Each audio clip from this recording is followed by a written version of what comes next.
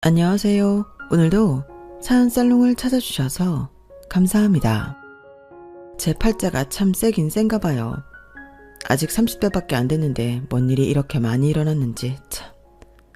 제가 애정하는 사연살롱 채널에 제 이야기를 쓰려고 찬찬히 제 인생을 돌이켜봤더니 웬만한 장편영화 한 편은 뚝딱 나오더라고요. 30대 이혼녀의 삶이 이렇게도 파란만장할 수 있다는 걸 여러분께 한번 보여드리고 싶어서 이렇게 글을 적어요. 남편과 결혼한 지 1년 좀 넘었는데 이혼해버리고 아이 한 명 키우며 홀로 살고 있어요. 너무 다행히도 친정 부모님과 아래 위층으로 살고 있어서 육아 도움을 아주 많이 받고 있어요. 뭐니뭐니 해도 친정엄마가 제일인 것 같아요.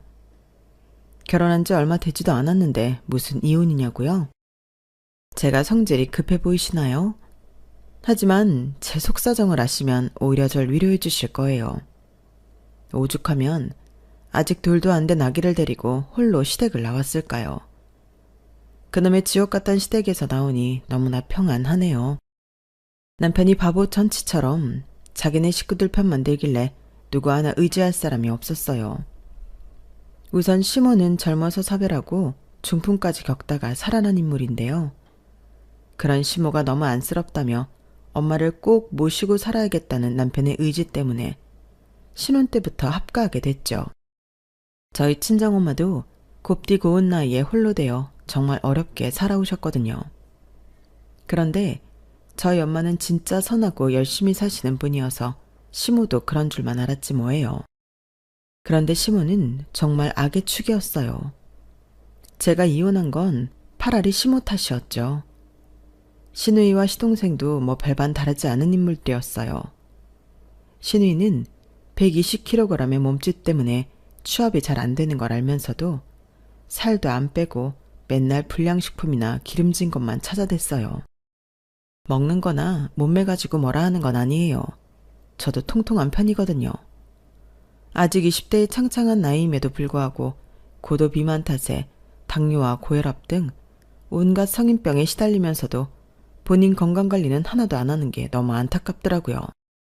외모나 게으른 생활습관 때문에 연애도 취업도 다 잘 안 되는 건데 그걸 남 탓, 주로 올케인 제 탓을 그렇게 하더라고요.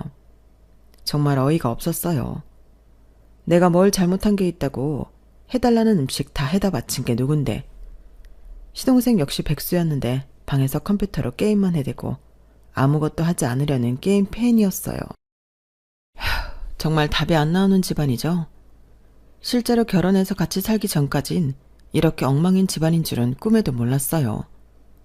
시모의 낭비벽이나 화투 중독, 며느리 인재기에 쌍욕에 가까운 모욕을 해대는 습관까지 제가 시댁에서 얼마나 힘든 결혼 생활을 버텨야 했는지 이해가 가시나요? 더불어 제가 왜 결혼 1년 남짓 살고 이혼했는지 공감이 좀 되시죠? 여러분, 제가 경험해본 바로는 시댁과 합가는 절대 비추예요. 시부모님이 거동이 힘들지 않는 이상은 그냥 가까이 사는 정도로 거리 유지하시는 게 좋으실 거예요. 서로에게 말이죠. 전 이혼하고 우리 딸과 단둘이 함께 살고 있는 지금이 천국같이 느껴지네요. 제가 결혼 생활만 파란만장했으면 이야기도 안 꺼내요. 결혼 전에 편모스라에서 어렵게 살아온 이야기도 한 트럭이에요. 그 힘든 고난과 역경을 헤치고 그래도 나름 명문대에 나온 여자랍니다. 저 진짜 열심히 살았어요. 그 이야기를 지금 여러분께 다 털어놓으려 해요. 끝까지 경청해 주시고 댓글로 힘들게 살아오느라 애썼다 한마디 해주시면 너무 큰 힘이 될 것 같아요. 그럼 지금부터 시작할게요. 저희 친정엄마는 지금도 참 미인이세요. 우리 아빠와 일찍이 사별 후 재혼해서 현재는 새아버지와 알콩달콩 행복하게 사세요. 아마도 변치 않는 미모 덕분에 재혼을 할 수 있지 않았을까 싶어요. 엄마의 동안 미모가 신기할 정도예요. 왜냐하면 아빠와 사별 후 직살나게 고생 많이 하며 사신 분이거든요. 물론 엄마의 친정은 꽤 잘 살았다고 해요. 그런데 3대의 남자들. 그러니까 엄마의 할아버지, 아버지, 오빠들이 화투판에 돈을 퍼나르기 시작해 엄마의 집안은 점점 기울어갔죠. 전 어릴 적부터 엄마 이야기가 참 재미나서 자주 들었던 기억이 있어요. 엄마 젊었을 적에 지역 특산물 아가씨 선발대에 나간 적이 있어. 그때는 그런 게 참 많았지. 거기에서 겨우 입선을 했는데 어쨌든 무대에 선 나를 보고 어떤 총각이 엄마를 쫓아오더구나. 잠깐 만났는데 무지막지하게 못 사는 집안의 외아들이었지. 너무 못 살아서 학교도 제대로 못 나오고 홀어머니와 함께 직장이라도 구해보기 위해 서울로 상경하려던 차에 날 만난 거지. 그 남자는 나한테 결혼해서 함께 서울로 떠나자고 했는데 너희 할아버지가 이 사실을 알고는 그 남자 다리 몽둥이를 분질러버렸어. 어쨌든 극심한 반대 탓에 그 남자는 어쩔 수 없이 엄마와 헤어지고 멀리 떠나버렸지. 운명이란 참 얄궂지?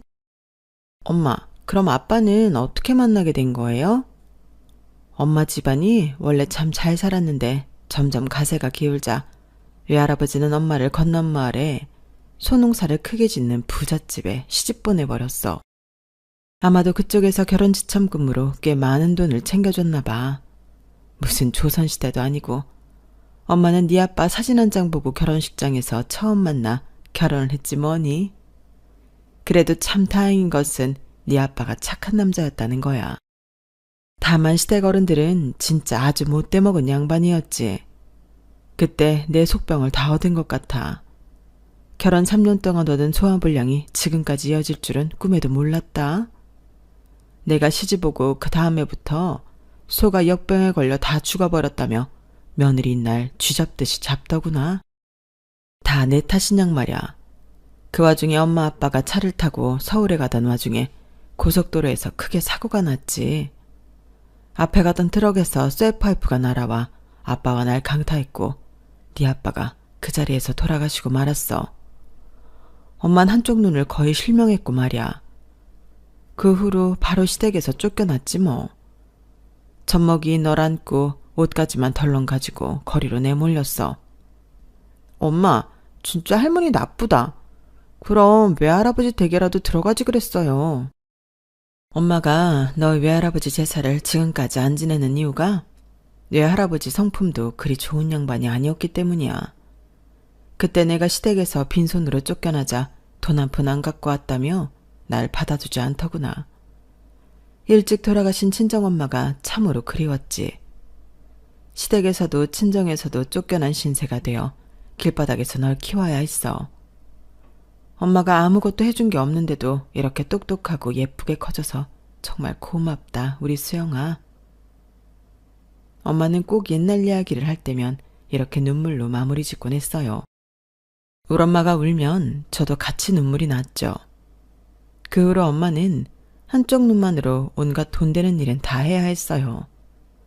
여러 공장에서 식당에서 옷가게에서 일꾼으로 일해야 했고 청소부로도 일을 하셨어요.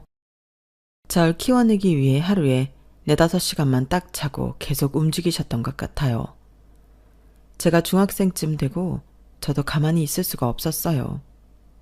때론 중학생임을 속이고 떡볶이집이나 돈가스집 등에서 알바를 했어요. 전 몸이 꼬챙이처럼 마르도록 일만 하는 엄마가 너무 안쓰러워서 알바를 했던 건데 엄마는 역으로 절 너무 안쓰러워 하셨어요. 엄마가 능력이 부족해서 공부해야 하는 우리 딸매를 일터로 내몰았구나. 엄마가 알바 몇 개 더 해볼 테니 넌 공부만 해, 수영아. 어? 아니에요, 엄마. 나 사실 고등학교는 안 가려고 해요. 내 머리로 나중에 검정고시 봐도 충분히 붙을 수 있을 것 같아. 엄마 딸내미 머리 좋은 거 알고 있죠? 엄마, 이 딸내미만 믿어요. 내가 호강시켜 드릴게요. 너 그게 무슨 소리야? 네가 왜 고등학교를 안 가? 쓸데없는 소리 말고 알바도 다 때려쳐. 무슨 검정고시야. 엄마가 돈 벌면 돼. 그런 생각은 치워도 마. 엄마는 당연히 중학교만 졸업하고 일을 하며 돈을 번다는 제 계획에 쌍수를 들고 반대하셨어요. 그러나 전 제 뜻대로 밀어붙였어요. 하루 종일 알바를 하며 밤에는 검정고시 준비도 같이 했어요. 학습 내용은 그렇게 어렵지 않았어요. 다만 하루 종일 일하고 지친 몸으로 다시 연필을 잡아야 한다는 게 힘들었어요. 하지만 마음만은 검정고시 시험에 단 한 번에 붙을 수 있을 것만 같았어요. 그런데 하늘도 무심하시지. 시험 전날 밤 누군가의 방화인지 아님 자연 발화인지 원인 모를 화재로 집 여러 채가 다 불타버리고 말았어요. 저와 엄마는 서울에서 제일 집값 싼 동네로 올라와서 다세대 주택 지하에 살고 있었는데 그 건물 전체가 다 불타버렸던 거죠. 그때 절 구해준 분도 바로 우리 엄마였어요. 수영아, 배수영, 얼른 일어나봐. 지금 밖에 불이 난 것 같아. 너 지금 깨어나지 않으면 우리 둘 다 죽는 거야. 얼른 밖으로 나가자. 전 그때 이미 유독가스를 좀 흡입했는지 사지가 풀려버리자 엄마가 연약한 몸으로 절 업고 가까스로 밖으로 나가셨어요. 밖에 나가서 연신 물을 끼얹으며 정신 차리고 있는데 엄마가 다시 화염 속으로 들어가시더라고요. 전 너무 놀라서 소리쳤어요. 엄마, 저 불구덩이 속에 왜 다시 들어가려는 거야? 엄마 미쳤어? 얼른 돌아와. 안 돼. 너 내일 검정고시 시험이잖아. 엄마가 얼른 들어가서 네 책만 갖고 나올게. 엄마, 안 돼. 너무 위험한 행동이었지만 엄마는 다시 제 방으로 들어가 제 책을 갖고 나오셨어요. 그러다가 팔에 크게 화상을 입고 말았죠. 그게 지금까지도 천추의 한이에요. 엄마를 끝까지 다시 화염 속으로 못 들어가게 막았어야 했는데 그까지 검정고시 책이 뭐라고 참. 그 다음날 검정고시 시험은 당연히 못 봤고 그 다음번 차시에서 합격했어요. 그리고는 열심히 수능 준비도 병행했죠. 집엔 우리 모녀가 피땀 흘려 모아놓은 현금도 좀 있었는데 다 불타버렸어요. 월세로 살고 있었기에 남은 보증금도 없었죠. 통장에 넣어둔 몇 푼 안 되는 현금으로 우리 모녀는 더 골짜기인 판자촌으로 들어가 생활해야 했어요. 그런데 그것은 생각보다 우리 모녀에게 참으로 험한 곳이더군요. 차별하고 홀로 저를 키우는 엄마를 보고 동네 아저씨들이 하이에나처럼 접근했어요. 밤이건 새벽이건 아랑곳 않고 문을 쾅쾅 두드리는 건 다반사였죠. 어이, 김씨 아줌마. 남녀가 연애 좀 하자는데 문 좀 열어주지 그래. 혹시 다른 기둥서방이랑 있는 건 아니지? 내가 그래도 이 판자촌에선 제일 잘 나가는 놈이라고. 와, 술 취한다. 엄마와 저는 문방구에서 기마개를 사서 꼭 끼고 자야 했어요. 바깥 소음에 공포에 떨며 잠 못 이룰 때가 많았거든요. 판자촌에선 얼마 버티지 못하고 우리 모녀는 보안이 잘 되는 원룸으로 이사했어요. 그것이 우리 모녀에게 천국이었죠. 워낙 비좁아서 엄마랑 딱 붙어 자야 했지만 상관없었어요. 엄마와 제가 함께 돈을 버니 그래도 통장에 꽤 쌓이더군요. 수능 6개월 앞두고 엄마에게 부탁드렸어요. 엄마, 나 6개월 동안은 일 안 하고 공립도서관 가서 수능 공부만 해볼게요. 그렇게 안 하면 나중에 후회할 것 같아서 말이죠. 그래도 되죠? 엄마는 당연히 지지해 주셨고 전 미친 듯이 공부를 했어요.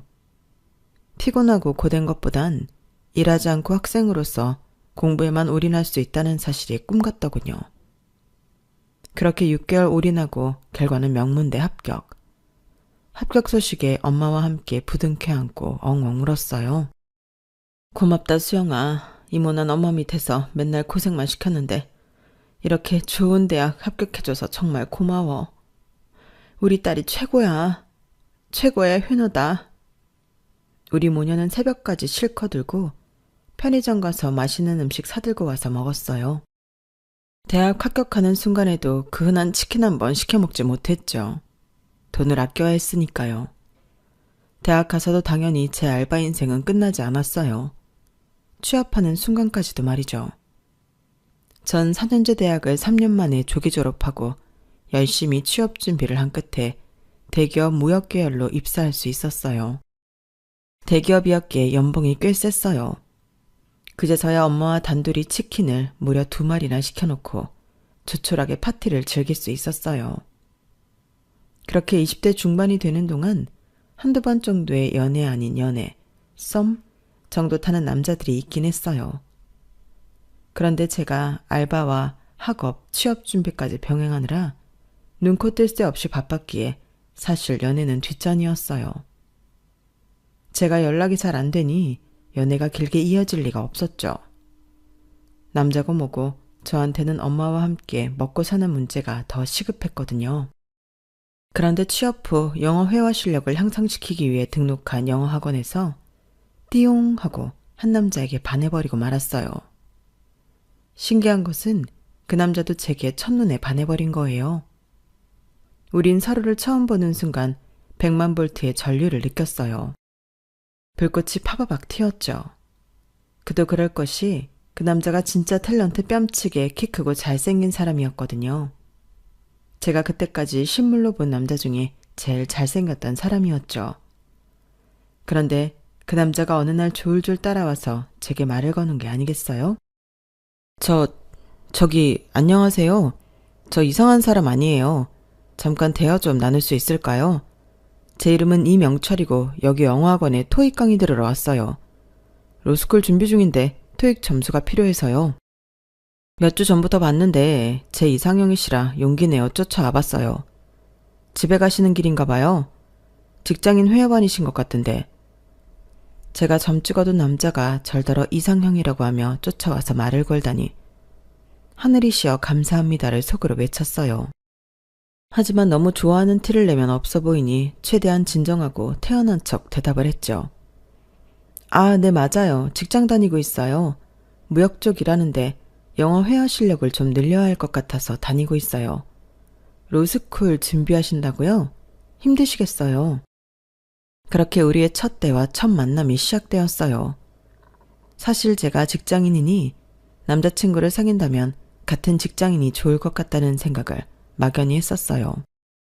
하지만 이미 콩깍지가 장착되니 취업 준비생이건 직장인이건 아무 상관없더군요. 제가 참으로 바보 같았던 게 그 남자가 나중에 로스쿨에 합격하고 변호사 시험까지 합격하여 최종적으로 변호사가 되기까지의 그 여정에 필요한 돈을 꽤 많이 지불했다는 거예요. 전혀 부유하지 않은 내가 그 남자의 여자친구라는 이유만으로 말이죠. 정말 바보천치가 따로 없죠? 아휴, 이제 와서 후회하면 뭐 하겠나요? 이미 끝난 사이인 것을. 그때 돈을 돌려받을 수만 있다면 그렇게 하고 싶어요. 아니, 돈이고 뭐고 시간을 되돌려서 그 남자와의 만남을 취소하고 싶은 심정이네요. 여튼 그땐 첫사랑이었기에 마냥 좋았어요. 우린 곧바로 사귀기 시작했고 순정 만화 속 남자 주인공 같던 남친이 날 공주 대접해준다는 사실이 황홀했어요. 거기에 넘어가 로스쿨 준비하는 학원이며 로스쿨 합격해서 다닐 때의 학비까지 거의 다 대줬어요. 남친이 불쌍한 티를 내면서 자기 딱한 집안 사정을 말할 때면 스르륵 제 통장이 저절로 열리더군요. 자기야, 홀어머니 혼자서 내 로스쿨 학비랑 내 여동생, 남동생 생활비까지 버시느라 뼈 빠지게 일만 하시네. 내 동생들도 취업이 잘 안 되고 있으니 우리 엄마가 더 힘드신가 봐. 이럴 땐 내가 참 바보같이 느껴져. 로스쿨 가지 말고 그냥 취업이나 할 걸 그랬어. 내 주제에 무슨 로스쿨. 아냐 명철씨, 로스쿨 어렵게 들어가 놓고 무슨 소리야. 변호사 시험 합격할 수 있게 열심히 공부나 해. 얼마 정도 부족한데? 내가 부족한 금액 지원해 줄게. 나도 뭐 넉넉한 건 아니지만 그래도 월급은 꽤 되니. 지금 생각해보면 남친의 눈물의 쇼였던 것 같기도 해요.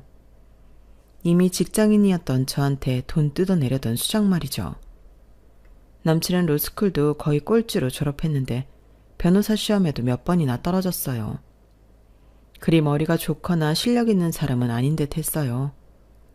그 머리로 애초에 어떻게 로스쿨에 합격했는지 모르겠네요. 어쨌든 남친과 저는 이미 결혼까지 약속한 사이였기에 남친이 아닌 가족한테 투자한다는 생각으로 물심양면 지원을 해줬어요.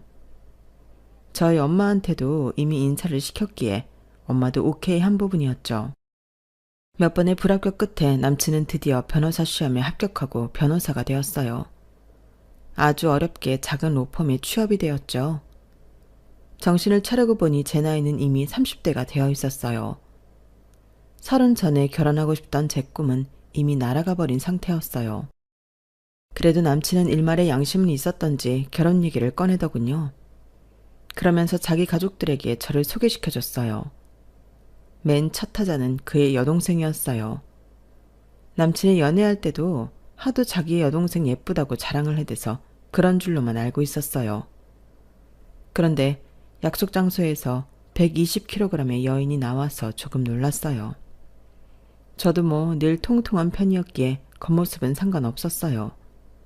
그런데 예비 시누이의 속이 아주 시커멓고 능구렁이 같더군요. 그게 정말 싫었어요. 결혼 후에도 말이죠. 이 여자가 새언니 될 사람이라고? 허, 나보다 날씬하네? 짜증나. 그건 그렇고 언니 대기업 다닌다면서요?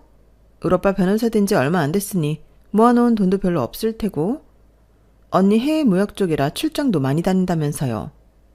그럼 면세점에서 샤넬백 하나 사다 줄래요? 샤넬 지갑하고 세트로 말이죠. 언니 우리 집에 맨입으로 들어올 건 아니죠? 변호사 남편 만나기 어디 쉬운가요 요새? 순간 저한테 샤넬백과 샤넬 지갑을 맡겨놓은 줄 알았네요.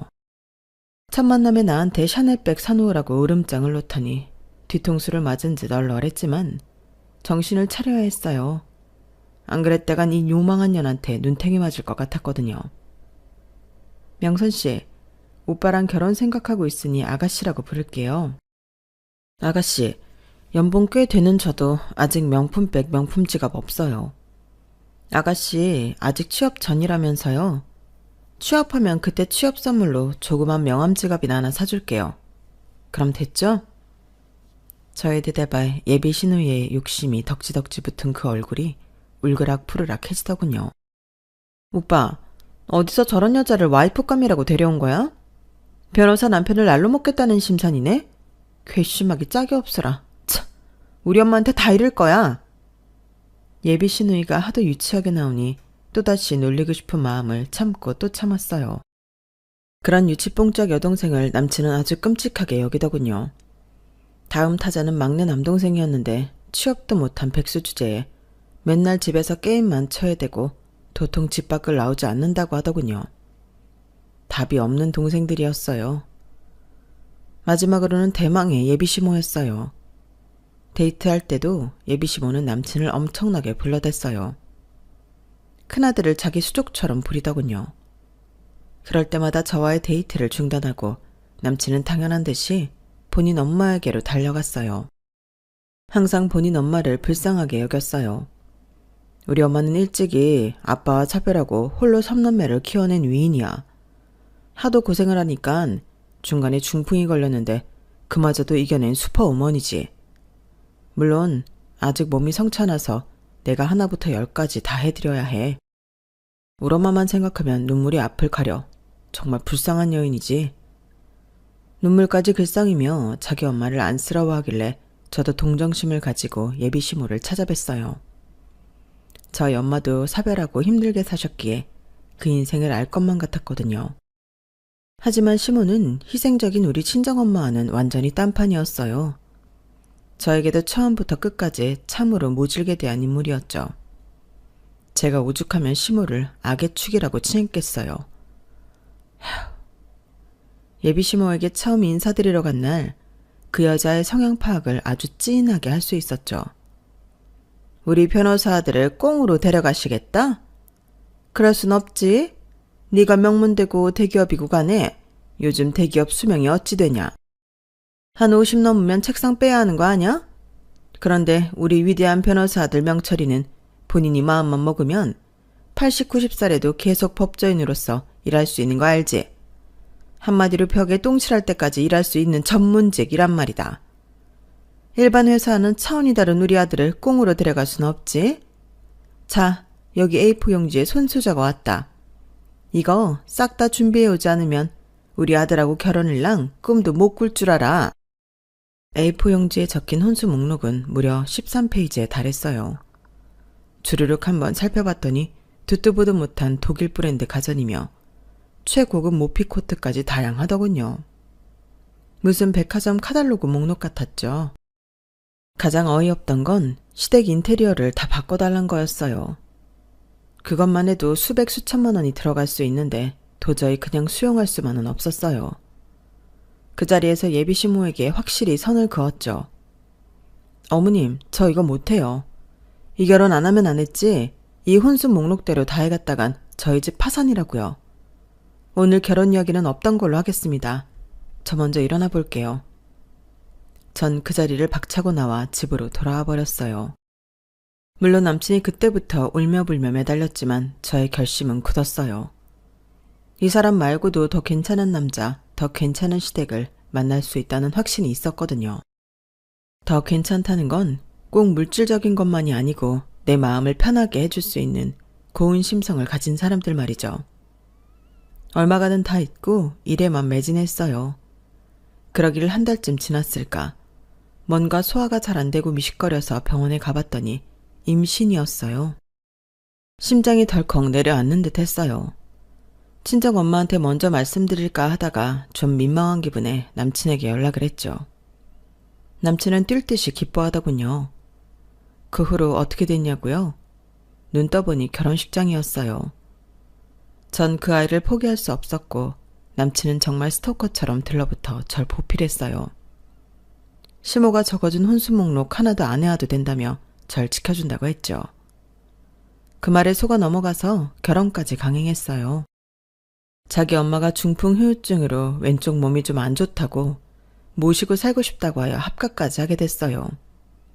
그나마 방 3개인 빌라여서 시동생 혼자 쓰고 시모와 시누이가 함께 쓰고 저희 신혼방 이렇게 모두 함께 살 수 있었어요. 제 뱃속에 아이가 있고 아이 아빠와 결혼해서 행복한 가정을 꾸리고자 하다 보니 제가 남편이 하잔 대로 거의 다 맞춰주게 되더군요. 제 성질만 죽이고 살면 우리 딸에게 행복한 가정을 선사할 수 있을 줄 알았죠. 그런데 제가 크게 잘못 판단했더군요. 지옥도 그런 생지옥이 따로 없었어요. 우선 제가 초기 유산기가 보여서 병원에 자주 들락날락 해야 했어요.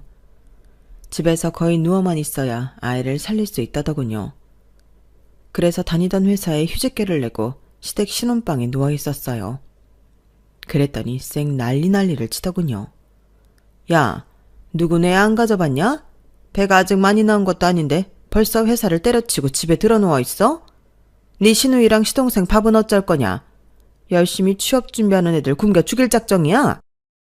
아님, 다 늙은 이 시애미한테 다 시킬 셈이냐고. 아이고, 아주 집에 상전을 들였네. 그 전에 미리 휴직하게 된 경위와 현재 몸 상태 등을 말씀드렸음에도 불구하고 저 말을 하는 게 너무 열받았어요. 저 또한 가만히 있을 수 없었죠. 어머님, 골백번 말했는데 또 말씀드려야 해요? 제 뱃속에 아기가 남의 아기예요? 어머님이 그토록 좋아하시는 변호사 큰아들 아기잖아요. 이 아기를 지키기 위해 의사가 시키는 대로 좀 누워있는 걸 가지고 그렇게 뭐라 하세요. 제가 이 집안에 시집 오기 전에 이 집안은 어떻게 돌아갔나요? 다들 굶었나요? 임신 안정기가 되기 전까지만 어머님께서 그전처럼 살림 좀 해주세요. 최소한 저희 부부 살림은 제가 할 테니까 말이죠. 저의 외침에도 불구하고 시모는 시누이와 시동생에게 저 들으라는 듯이 제 욕을 해댔어요. 하우 얘들아, 우리 집에 무슨 여왕님이라도 행차하셨나 보다. 네 형수가 아무것도 못하겠단다. 시모는 남편의 동생들이 취업 준비를 열심히 하고 있다고 했지만 그들은 그냥 백수였어요. 시누이는 카톡 프로필 사진에 어찌나 뽀샵이 광고를 올렸는지 당최 누군지 알아보지도 못하겠더라고요. 뽀샵으로 볼살을 얼마나 깎았는지 무슨 빗살무늬 토기 같았죠. 프로필 메시지엔 상큼발랄 20대녀가 화끈한 남친구예요. 많은 연락 부탁드려요. 이렇게 적혀 있었어요. 그걸 보는 제 얼굴이 다 화끈거리더군요. 먼저 취업을 해본 경험자로서 시누이한테 이러저러한 방법을 말해주려고 하면 귓등으로도 안 들었어요. 대신 이렇게 대받아쳤어요. 새언니, 지금 나 살찌고 취업 못했다고 무시하는 거야? 건강 위해서 운동하라고? 헛소리 말고 오늘 저녁으로 고기튀김이나 해놔요. 그냥 대들기만 하면 말도 안 해요. 시누이와 시동생은 지속적으로 남편을 통해 용돈을 뺏어가더군요. 본인들이 알바라도 할 생각은 추호도 없어 보였어요. 돈을 뺏어가기는 시모가 대장이긴 했죠. 시모는 중풍 후유증이 있긴 한 건지 제가 보기엔 멀쩡했어요. 놀러를 어찌나 많이 다니던지 여행기를 내도 될 판이었죠. 며느리인 제게 비아냥대며 싸움을 거는 게 보통이 아니었는데 살아보니 그 이유를 알겠더군요. 아주 유명한 동네 쌈딱이었죠. 하루는 한 동네 아줌마가 절 보고 소리쳤어요. 아우 새댁, 저쪽에 자기 시어머니가 두부장수랑 싸우고 있어. 얼른 가서 뜯어 말려봐. 시장 바닥에서 뒹굴고 있다고. 신호등 건너편 시장을 봤더니 진짜 시모가 어떤 아지매랑 머리채를 쥐어뜯고 있더군요. 전 임신한 몸으로 창피했지만 최대한 말리려 했어요. 제 팔 여기저기를 긁혀가면서 간신히 뜯어놨네요. 시모가 싸운 사유는 다른 사람한텐 싸게 팔고 자기한테만 300원 올려서 판다는 거였어요. 두부장수는 만든 날짜가 달라서 300원 싸게 판 것뿐인데 시모가 지랄 발광을 했다고 하더군요. 아, 평소에 유럽 여행이다 메이커옷이다 해서 몇십 몇백만 원을 척척 쓰는 양반이 겨우 300원 갖고 난리를 치다니. 이쯤 되면 시모는 그야말로 동네 쌈딱이 틀림없었어요. 모든 게 총체적 난국이었어요. 스트레스를 정말 많이 받았죠. 그 와중에 전 딸을 출산했고 아들이 아닌 딸을 낳았다는 사실만으로 또 시댁으로부터 비아냥과 질타를 들어야만 했어요. 아이구야, 고추도 안 달린 아무 쓰잘데기 없는 딸을 낳곤 낯짝도 두껍지. 뭔 놈의 산후조리원 식이나 들어가? 게다가 이준아, 그동안 우리 식구들 다 굶어 죽으란 심산이구만. 한두 번 들어본 모욕이 아니었기에 겉으로는 아랑곳하지 않고 산후조리원에서 2주간 있었어요. 하지만 마음은 안 좋았죠. 그저 내가 기댈 곳은 남편밖에 없다는 심정으로 매일은 아니지만 남편을 조리원으로 오라고 해서 함께 지내기도 했어요. 신참 변호사였기에 엄청나게 바쁜 와중에도 조리원으로 와준 남편에게 고마울 따름이었어요. 고단했는지 남편이 잠들고 저도 잠이 들려는데 남편 폰으로 카톡이 왔더군요. 상태 메시지에 조금 뜨는데 웬 쌍욕이 적혀 있었어요. 얼핏 보니 제 이야기였어요. 남편 핸드폰 잠금 패턴을 알고 있었기에 한번 살펴봤어요. 저 빼고 시댁 식구들과의 단톡방이 있었는데 제 욕 이야기가 거기서 나온 것이더군요. 몇십 분에 걸쳐서 그 단톡방에서 무슨 이야기가 오고 갔는지 샅샅이 보았어요. 90%가 저에 대한 욕이더군요. 그런데 더 충격적인 것은 착한 줄로만 알았던 남편이 적극적으로 동조하고 있다는 사실이었어요. 심지어 제가 임신하고 낮잠 자는 사진을 남편이 찍어서 시댁 단톡방에 올려놓고 조리돌림 하고 있더군요. 내용은 이러했어요. 우리 마누라가 임신해서 이렇게 슈퍼 뚱뚱이가 될 줄 알았다면 결혼 안 했음. 이제 곧 태어날 딸내미는 날 닮는 게 나을 듯? 이랬더니 시모는 한술 더 떴어요. 아유, 우리 잘생기고 귀한 변호사 아들을 닮아야 똑똑하지 뭐. 대기업 그까짓 거 잘리면 그만하냐? 그나저나 엄마랑 네 동생들 용돈 인상 좀 해줘라. 쓸데없이 산후조리원 들어간다 어쩐다 하면서 몇백 쓰지 말고 그 돈으로 우리 가족여행이나 가자. 네 마누라 빼고 말이야. 천하에 쓰잘데기 없는 년 같으니라고. 전 손이 부들부들 떨렸어요. 자고 있던 남편을 깨워서 소리치며 따져 물었어요. 그랬더니 그때부터 남편은 무릎 꿇고 손이 발이 되도록 싹싹 빌더군요. 정말 미안해 자기야. 우리 가족들하고 그냥 농담한 거야. 나한텐 당신과 우리 딸 나이가 최고야. 다시는 그런 일 없을 거야. 당장 그 단톡방에서 나올게. 진짜야. 전 힘들게 출산한 뒤라 몸과 마음이 너무 지쳐서 싸울 기력도 없었어요. 다만 눈물만 펑펑 날 뿐이었죠. 남편을 조리원에서 내쫓아버리고 엄마에게 전화를 걸었어요. 엄마, 나 이혼하고 싶어. 진심으로 말이에요. 삶이 지쳐요. 이렇게 힘들 수가 없어. 모든 시댁 식구들이 날 자꾸 지하로 끌어내리는 느낌이에요. 수영아, 이제 아기 낳았는데 무슨 이혼이야. 아기를 아빠 없는 자식으로 키울 거야? 내가 널 혼자 키우는데 얼마나 힘들었는지 몰라. 조금만 버텨주면 안 될까? 신혼 시기가 지나가면 좀 괜찮아질 거야. 그나저나 엄마가 너에게 긴히 할 말이 있었는데 네가 시댁 일로 힘들어하는데 할 말은 아닌 것 같다. 다음에 할게. 뭔데요, 엄마? 무슨 중요한 일이에요? 얼른 말해줘요. 나 괜찮아요. 엄마 재혼해도 될까? 왜 옛날에 엄마가 미인대회에 나갔다가 날 쫓아온 남자에게 해준 적 있지? 그 남자를 우연히 만났어. 엄마가 한쪽 눈이 안 보이니 정기적으로 안과 검진을 받잖니. 그 안과에서 만났어. 몇 달간 좋게 지내다가 대뜸 혼인신고하고 같이 살자는데 내 나이에 무슨 재혼인가 싶기도 하고. 혹시 우리 딸 생각은 어떤가 해서. 뭐라고요, 엄마? 아, 너무 축하해요. 혼자 지내는 거 늘 마음에 걸렸는데 그 남자분이 괜찮은 분이라면 하자는 대로 하세요. 엄마만 행복하다면야 100번 1000번 쌍수 들고 환영이죠 난. 엄마는 더는 구체적으로 말씀해주지 않으셨어요. 일단 제가 울고불고 이혼 얘기까지 꺼냈으니 본인 재혼 이야기는 다음에 해야겠다고 판단하신 것 같아요. 일단 엄마의 행복에 제가 괜히 재를 뿌린 것 같아서 제 이혼 생각은 접어두었어요. 지금까지 시댁살이 하면서 100만 번은 참고 또 참았으니 딱 한 번만 더 참자고 생각했어요. 남편도 그 후 계속 바짝 엎드려 잘해줬기에 그냥저냥 덮고 넘어갔어요. 결혼 1주년이 되고 남편이 먼저 유럽 여행 이야기를 꺼냈어요. 제가 산후 우울증으로 고생하고 있는 걸 보더니 안 되겠다 싶었나 봐요. 제 상황이 워낙 복잡다난하니 아직 엄마의 재혼남, 즉 새아빠는 본 적이 없었어요. 엄마에게 전화로만 유럽 여행 간다고 연락을 드렸어요. 그랬더니 대뜸 비용을 대주고 싶다고 하시더군요. 에? 엄마 한 800만 원은 좋게 들 것 같은데 엄마가 무슨 돈이 있어서 그 돈을 다 대줘요. 그 돈 있으면 엄마 보약 한제 해드시고 새아버지랑 좋은 곳으로 놀러 다니세요. 우리 엄마의 피 같은 돈 난 절대 못 받아요. 800 벌려면 엄마가 또 식당에서 뼈 빠지게 일해야 할 텐데 절대 사절입니다. 엄마 이제 식당 알바 안 해 수영아. 새아버지 덕분에 황홀하게 살고 있어. 아 정말? 새아버지가 생활력이 강하신가 보다. 너무 잘 됐어요 엄마. 그동안 고생 많이 했는데 푹 쉬면서 살림이나 간간히 하세요. 엄마 살림도 안 해.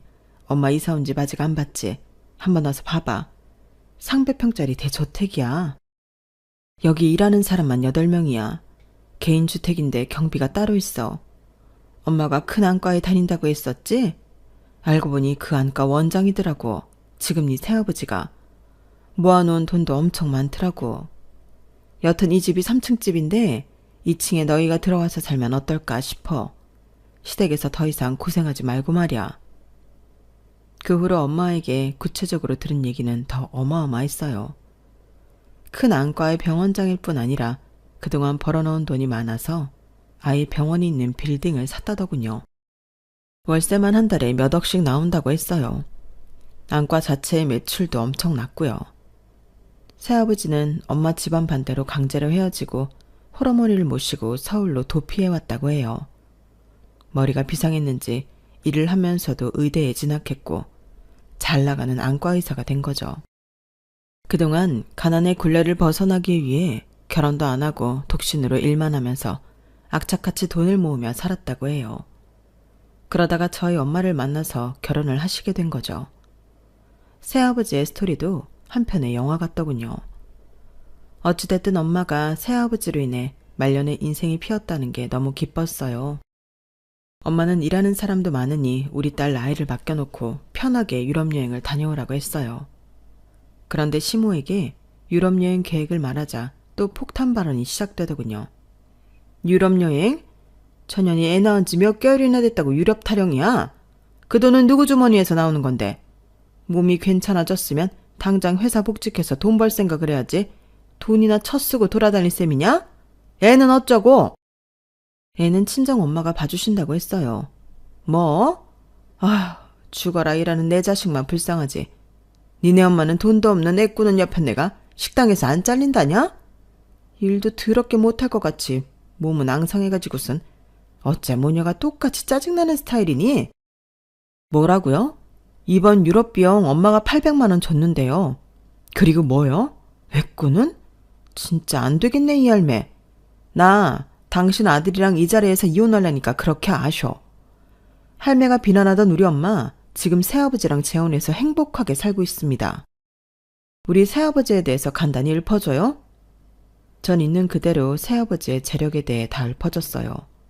그리고는 새아버지의 대저택으로 들어갈 거라고도 얘기했어요.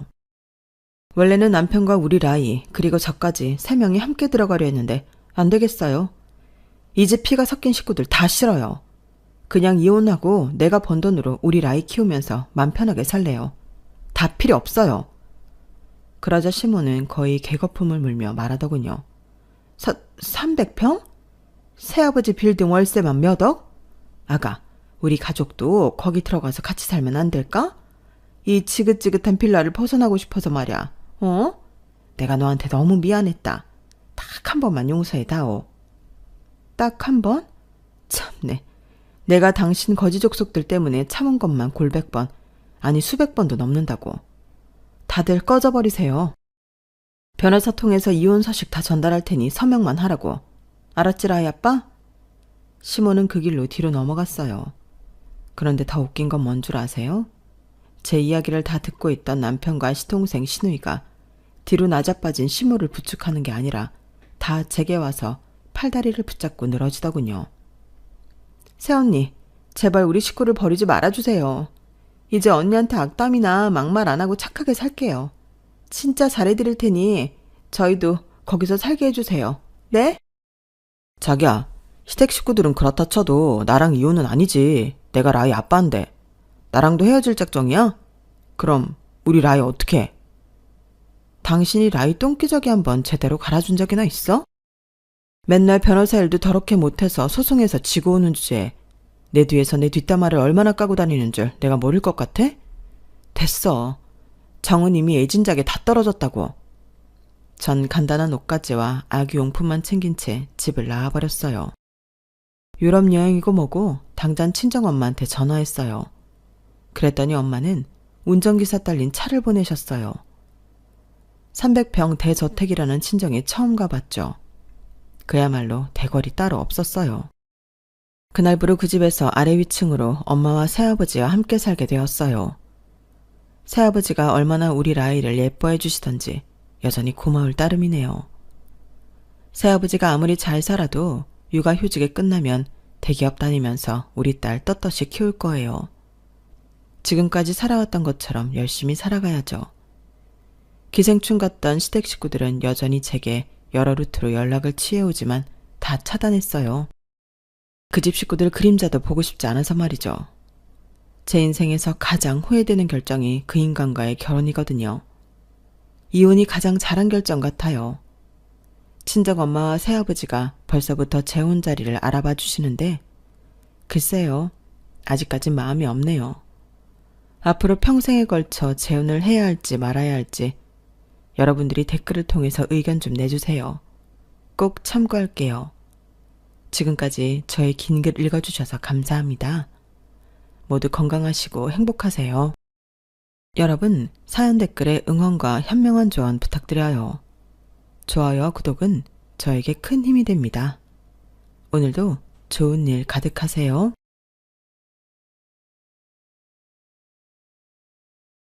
안녕하세요. 오늘도 사연살롱을 찾아주셔서 감사합니다. 저는 원수는 외나무다리에서 만난다는 옛말을 제 눈으로 확인한 30대 여성입니다. 원수는 외나무다리에서 만난다. 그런 속담이 있죠. 저는 속담과 같은 옛말을 그리 좋아하지도 않고 믿지도 않는데요. 우습게도 제 눈앞에 그런 상황이 벌어지니 옛말 중에 틀린 게 하나도 없다는 생각이 절로 들더라고요. 제가 그 상황을 간단하게 설명드릴게요. 먼저 외나무다리는 제 상견례 짤이에요. 그리고 원수는 저희 친정엄마고요. 경험자는 저희 예비 시어머니죠. 어떤 상황이었는데 예측이 가시나요? 하지만 너무 뜬구름 잡는 것 같죠? 그럼 이제부터 제가 차근차근 말씀드릴게요. 저는 평범한 회사원의 딸로 덴마크에서 태어나 7살까지 덴마크에서 살았어요. 그 후 한국으로 돌아와 초중고를 보냈죠. 제가 덴마크에서 태어나고 자란 것은 부모님 중 한 분이 덴마크인이라거나 덴마크에 무슨 연고가 있다거나 한 것은 아니었어요.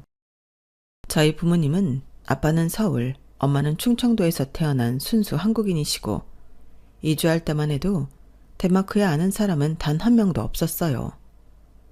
그럼 왜 갔느냐 하면 저희 아빠가 조명 분야의 엔지니어인데요. 그때 아빠가 다니던 회사의 협력사인 덴마크 회사로 장기 출장을 간 거였어요.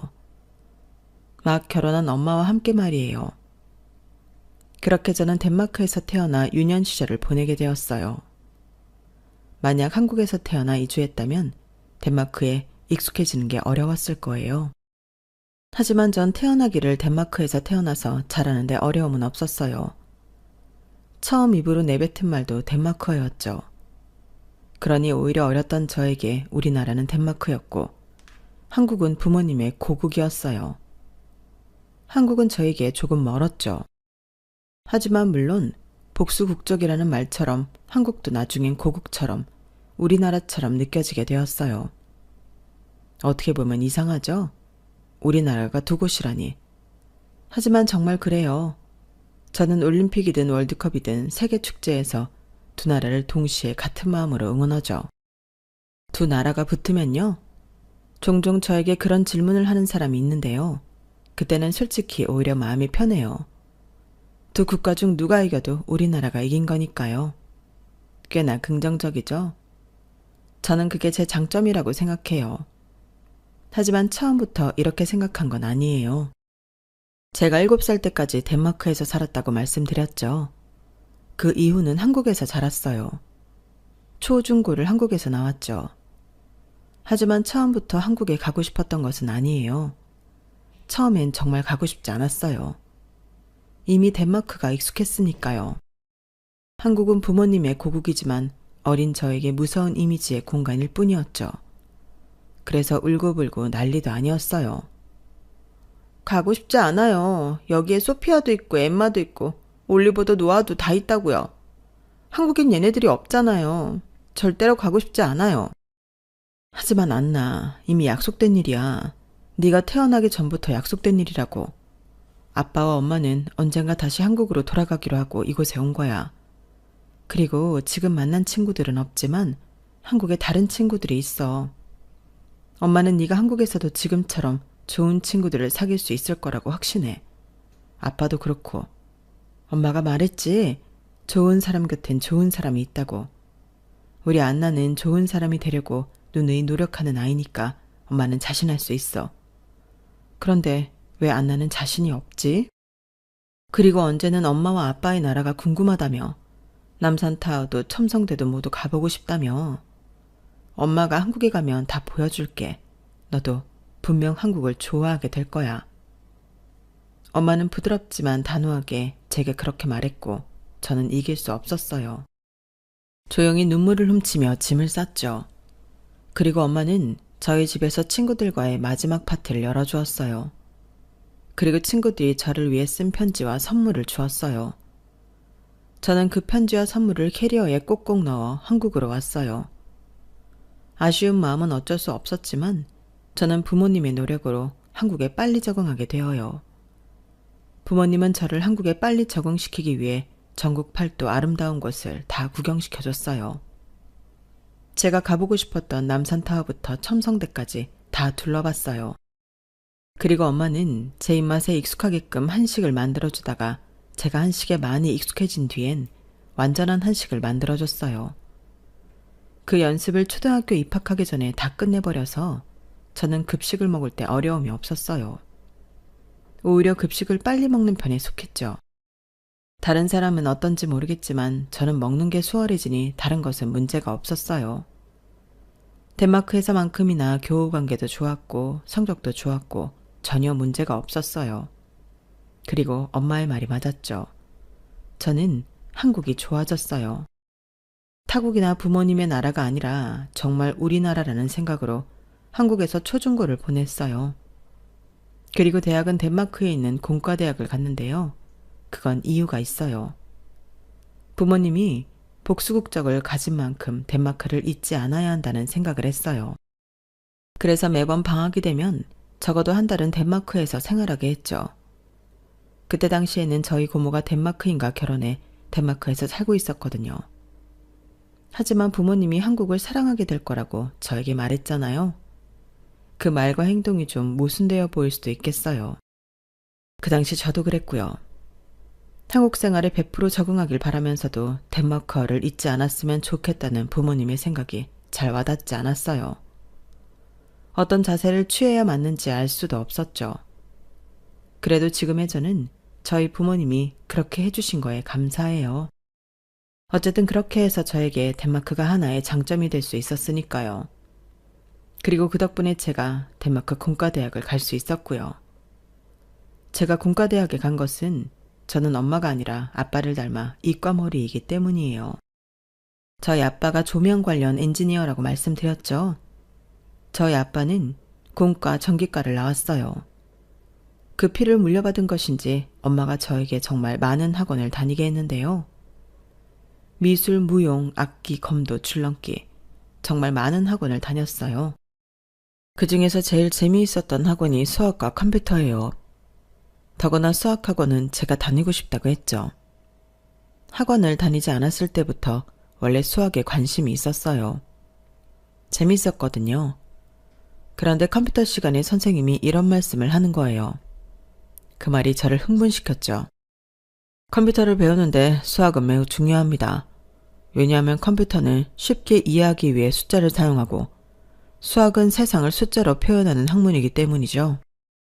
저는 엄마에게 이 말을 전하며 눈을 반짝였고 엄마는 그렇게 원하진 않았지만 저를 수학학원에 보내주었어요. 그래서 저는 초등학생 때부터 컴퓨터 학원과 수학학원을 다녔고 다수의 수학 경시대회를 나가고 컴퓨터 관련 자격증을 땄어요. 제가 공과대학에 간 것은 이처럼 순차적이었어요. 이 정도면 천직이나 운명이라는 단어를 써도 되겠죠.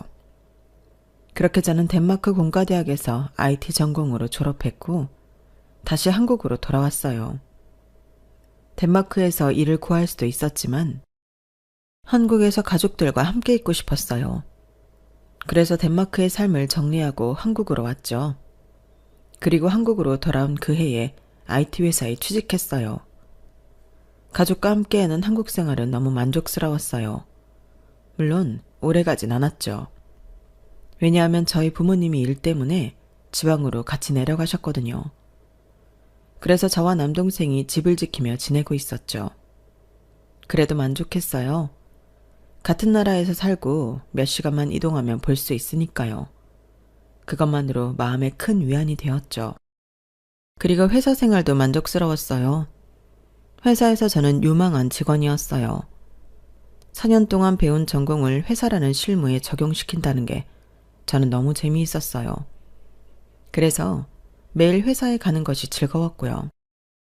그러니 성적과 실적은 따라오더라고요. 저는 입사 동기들 중에서 가장 먼저 과장까지 승진했어요. 그리고 주변 회사에서 스카우트 제의도 많이 받았어요. 몇 번은 솔깃한 제안에 이직을 할까도 고민했는데 그럴 때마다 지금 다니는 회사에서 연봉 협상을 잘해줘서 지금까지 의리를 지키며 일할 수 있었어요. 하지만 워커홀릭처럼 일하는 게 늘 좋은 것만은 아니었어요. 저는 회사 생활을 하면서 일과 사람이라는 두 마리 토끼를 찾아잡지 못했거든요.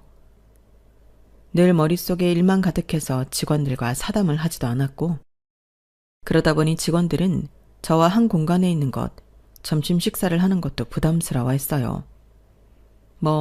같이 점심을 먹는 것은 저 스스로도 가급적 빨리 식사를 하고 회사에 복귀해야 한다는 생각에 꺼리기도 했지만요. 그 마음이 티가 났겠죠. 그리고 야근을 한다고 회식에 참석하지 못한 적도 많았고요. 그러다 보니 저에 대한 소문이 있더라고요. 원래는 워커홀릭이 아니었지만 워커홀릭이 된 이유는 덴마크 유학 시절 사랑하는 애인이 죽었기 때문이라는 둥, 회사 높으신 분이 뒤를 봐주고 있다는 둥, 사회적 상호작용이 안 되는 것 보면 자폐 스펙트럼 장애가 있는 것 같다는 둥, 별 이야기가 다 있더라고요. 단순히 저는 일을 좋아했을 뿐인데요. 하지만 부모님께 이런 이야기를 하자 제가 잘못했다고 하셨어요. 그런 이야기가 들릴 정도로 일에 매진할 필요는 없어. 일은 일일 뿐이야. 사람관계가 더 중요하다는 거 우리가 가르치지 않았니? 사람이 재산이다. 네가 목숨이 위태로울 때 널 구해줄 수 있는 건 일이 아니라 사람이야. 그러니 태도를 바꾸렴. 그럴 필요가 있어. 부모님 말씀에 저는 자기 자신을 돌아봤죠. 정말 이를 빼면 한국에 재산이 없더라고요. 남는 게 없었어요. 그런 생각을 하니 외로웠어요. 이러려고 한국에 돌아온 게 아닌데 말이에요. 그래서 저는 하던 일을 줄이고 동료들에게 다가가기 시작했어요. 하지만 쉽지 않았죠. 일에만 매진하던 저는 사람들에게 다가가는 게 쉽지 않았어요. 무슨 말을 해야 하는지 몰랐죠. 그래서 요즘 유행하는 것은 죄다 공부했어요. 그리고 말을 꺼내봤죠. 하지만 그것도 매번 성공하진 않았어요. 제가 갑자기 그러자 회사 직원들은 저를 이상하게 봤죠. 더 멀어지는 사람도 있었어요. 그럼에도 그 중에 한 사람은 저에게 꾸준히 반응을 해줬어요. 노력하는 저에게 먼저 다가와 주기도 했죠. 그게 바로 지금 예비 남편이에요. 다른 직원들은 살며시 저를 피하거나 억지로 웃으며 불편한 기색을 보였어요. 그런데 예비 남편은 제가 상황에 맞지 않는 유행어를 남발하거나 이해가 되지 않으면서 억지로 공감을 해도 웃어주고 잘 받아줬어요. 그리고 정말 고마웠던 것은 다른 직원들이 탕비실이나 회의실을 나가고 둘이 혼자 남을 때 기분 나쁘지 않게 저의 잘못된 유행어를 고쳐주거나 요새 유행하는 다른 것을 알려주거나 저의 노력을 인정해 주었죠. 사실 예비 남편이 저보다 5살이나 어리고 이제 막 대리를 달아서 직급 차이도 많이 났어요. 그래서 처음엔 저에게 조언이나 칭찬을 해준다는 것 자체가 인위적으로 느껴지고 저를 깔본다는 생각을 하기도 했어요. 하지만 예비 남편이 저를 북돋아주고 위로해줄 때마다 예의와 존중이 느껴졌고 심지어는 저를 존경하고 있다는 것도 알게 되었어요. 그러니 나중엔 귀엽더라고요. 그리고 이후엔 그런 진심 어린 마음이 고맙고 귀하게 느껴졌어요. 그럼에도 저의 노력은 다른 직원들에게 크게 와닿지 않았어요. 그래서 어떤 프로젝트를 하기 위해 동료를 구할 때도 어려움이 많았죠. 그런데 예비 남편과 어느 정도 친해진 뒤로는 수월해졌어요. 예비 남편이 제가 프로젝트를 할 인원이 필요하다고 하면 구해왔거든요. 그리고 예비 남편이 무슨 말을 전한 건지 프로젝트가 끝나면 동료들은 저에게 우호적으로 변해 있었어요. 저는 그게 예비 남편의 힘이라고 생각했어요. 그 사람은 사람을 이끄는 힘이 있었거든요. 저는 그건 5살이나 어린 사람이지만 배워야 한다고 생각했죠. 그렇게 몇 번의 프로젝트를 함께한 뒤에 저와 그 사람은 개인적으로 저녁 식사를 할 만큼 친해졌어요. 제가 제 차에 태워 퇴근을 시켜주기도 했죠. 그러다 그 사람이 동료 후배가 아니라 남자로 보이기 시작했어요. 하지만 제가 직급도 높고 나이도 많아서 얼떨결에 사귈 것 같기도 하고 차이면 지금의 이 관계마저 흐트러질 것이 두려워서 고백도 못하고 마음을 숨기고 있었어요. 그러다 그 사람이 차를 뽑았다며 오늘은 자기가 퇴근을 시켜주겠다고 저보고 차를 가져오지 말라고 하더라고요. 그래서 그날은 예비 남편이 차를 태워줬어요. 그때 그 사람이 저에게 안전벨트도 메어줬죠. 제가 처음 조수석에 태운 여자가 과장님인 거 아시죠? 알고 계세요? 그리고 저에게 당돌하게 그렇게 말하길래 진지하게 저에 대해 어떻게 생각하냐고 물어봤어요. 에이, 선수를 뺏겼네요. 저 오늘 과장님한테 고백하려고 했는데 그래도 이렇게나마 과장님 마음을 알게 되어서 다행이에요. 저랑 사귀어 주실래요?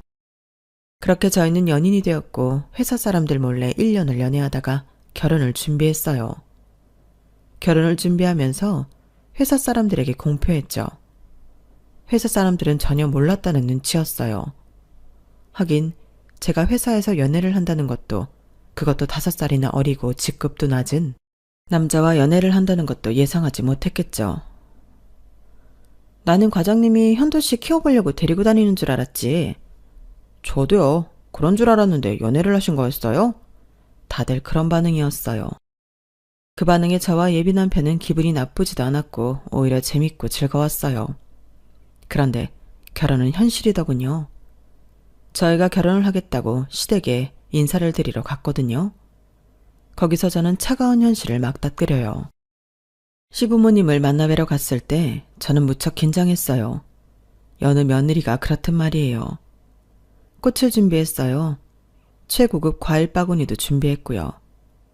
처음엔 시부모님이 저를 반기고 분위기가 괜찮았어요. 그런데 몇 마디로 순식간에 살얼음판이 되었죠. 그래요, 잘 왔어요. 그런데 우리 아들이 입이 무거워서 아가씨에 대해서 한마디도 안 해주는 거 있지? 오면 물어보라고. 참, 우리 아들이 무뚝뚝해. 그래서 그런데 안 났으니 나이가 어떻게 되어요? 우리 애랑 또래인 것 같은데? 아, 제가 5살 많습니다. 많이 놀라셨죠? 제가 동안이라 제 나이로 안 보인다는 말 많이 들어요. 현도 씨랑 다니면 가끔 제가 더 어리냐고 물어볼 때도 있어요. 5살? 정말이에요? 지금 어른들 놀리려고 그러는 거 아니지? 그래서 제가 주민등록증을 보여드렸어요. 그러자 거기서 눈을 못 떼시더라고요. 그리고 이내 한숨을 푹푹 쉬었어요. 그럼 회사에서 직급은? 같은 회사 다닌다고 들었는데 우리 아들보다 높겠네? 과장입니다. 곧 차장 달 예정이고요. 올해 아마 승진할 것 같습니다. 저는 제 이야기에 시부모님이 좋아하실 줄 알았어요. 그런데 제 대답에 시부모님 표정이 더 일그러지더라고요. 시아버지는 일어나서 베란다로 가 담배를 태우더라고요. 아, 축하해요. 그런데 우리한테는 그렇게 좋은 소식은 아니네? 아무래도 난 너무 걱정되어서. 모든 결혼이 너무 기울어지면 안 되거든요. 그것도 남자가 아니라 여자가 많은 것도 많고. 높은 것도 높으면 아들 가진 입장에서 좀 그래. 우리 아들 삶아 먹을 것 같고. 에이, 삶아 먹다니 어머님. 저희 굉장히 서로 존중하면서 잘 만나고 있어요. 어머님이 걱정하시는 그런 일 없어요. 없다고 해도 걱정되는 게 부모 마음이에요. 아닌 척해도 자기가 나이도 많고 직급도 높다고 가르치려 들고 그럴 것 아니야. 아, 난 그런 거 정말 싫어. 저 한 번도 현도 씨 가르치려고 든 적 없어요. 오히려 제가 현도 씨한테 많이 배우는데요. 현도 씨가 얼마나 의젓하고 어른스러운지 어머님이 더 잘 아시잖아요. 걱정하실 것 없어요. 나는 지금 아가씨 눈빛도 마음에 안 들어요. 지금도 자기가 우리 아들보다 위라고 생각하잖아. 얘 현도야. 차라리 대학생을 데려오지 그랬니? 그리고 지금 결혼한다고 해도 노산 아니니? 여자는 나이가 생명이야. 시부모님은 그런 이야기를 하면서 제 앞에서 한숨을 푹푹 쉬었어요. 상황이 제가 생각한 것보다 안 좋게 흘러갔죠. 그리고 시아버지는 저에게 부모님은 뭐 하시냐고 물어봤어요. 그럼 아가씨 부모님은 뭐 하시나? 부모님은 일 때문에 지방에 계세요. 아버지는 회사 다니시고 어머니는 교수로 재직 중이십니다. 교수? 같은 직종이네. 내가 지금 고등학교 교장으로 있어요. 하, 그건 참 반갑네. 여보, 반가울 게 뭐가 있어요? 지방이라잖아요. 교수라고 해봤자 지잡대 교수란 소린데 반가울 것도 없네요. 아, 그런가? 그럼 부모님은 지방에서 터를 잡으신 건가? 아니요, 일 때문에 가신 건데 퇴직하시면 다시 올라오실 거예요. 그럼 그 집은 작아? 전세인가? 아마 전세일 겁니다. 부모님 댁이 전세라고 말하자 시부모님은 다시 한숨을 쉬었어요. 지방이면 1, 2억에 집 살 수 있지 않나요? 그런데 전세라니? 역시 아무리 교수라도 어디 교수인지가 이렇게 중요하다니까. 그럼 아가씨 형제관계는 어떻게 돼요? 남동생 하나 있습니다. 남동생은 여기 있고? 여기서 뭐 합니까? 여기 있어요. 그리고 댄서입니다. 지금 여러 곳에서 공연하고 제자도 키우고 있어요. 댄서? 무슨 무용을, 현대무용이나 발레? 아니요, 스트릿 댄스 합니다. 뭐 간단히 말하면 힙합이나 비보잉이라고 할까요? 아, 그런 거면 더 이상 말하지 마세요. 아, 머리가 더 아프네. 그리고 시부모님은 더 이상 저에 대해서 묻지 않고 자식 자랑만 했어요. 우리 현도는 잘 알겠지만 어릴 때부터 수학 영재였어요. 대학도 수월하게 갔고 지금 다니는 회사가 좋은 회사인 건 본인도 잘 알죠? 그 회사도 쉽게 들어갔어요. 그리고 우리 첫째도 첫 임용에서 합격해서 지금 국어 선생님을 하고 있고요. 우리 막내는 이제 졸업해서 무궁무진하고 어릴 때부터 공부하라는 소리를 내가 해본 적이 없어요. 알아서 잘했다고 할까? 아가씨는 모르겠지만 우리 애들은 그랬어. 세상에 우리 속 한번 썩여본 적이 없다니까? 군대 가서도 우리 아들들은 다 조교까지 했어요. 모범상도 받고. 잘 알겠죠? 우리 아들이 아가씨 나이라면 과장도 되고 남았다는 거야. 그러니까 애 삶아먹고 기죽일 생각 말아요. 시부모님은 별로 자랑답지 않은 자랑을 늘어놓았고 계속 제가 예비 남편을 구워 먹을까 삶아 먹을까 걱정했어요.